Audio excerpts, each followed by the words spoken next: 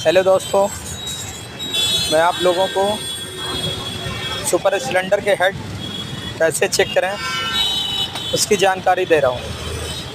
कभी भी हेड खोलिए तो उसकी वाल की गाइडें कैसे चेक करना है, वाल कैसे चेक करना है कि आपको हेड बनाते समय प्रॉब्लम ना आए, कंप्रेशर ना कटे और अच्छे से गाड़ी चले और गाड़ी का कंप्रेशर ना कटे।